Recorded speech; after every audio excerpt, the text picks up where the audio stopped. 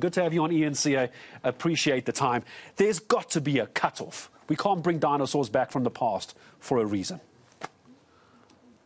Yeah, but, you know, when your whole ecosystem depends on them, you also can't just let them go very quickly. So I think some effort to do a just transition is always necessary where you can't sustain the thing. The one thing I want to say is I was also talking, there's private companies as well. They tend to not so much get subsidies as that they ask for tariff protection, or the government should do local procurement for them.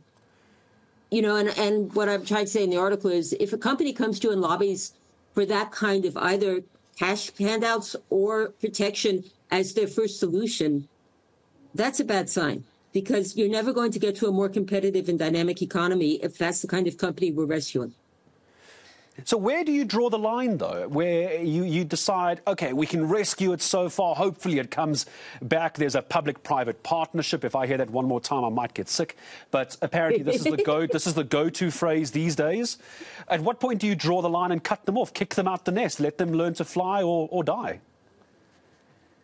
You know, I think probably sooner than we do. Look, it's always supposed to be when the benefits in the medium to long term outweigh the costs. And that's a very hard thing to measure because the costs and benefits are allocated differently. One reason these very large companies, again, in both the public and the private sector, are hard to close down is because any economic policy is difficult where a few people bear a very high cost.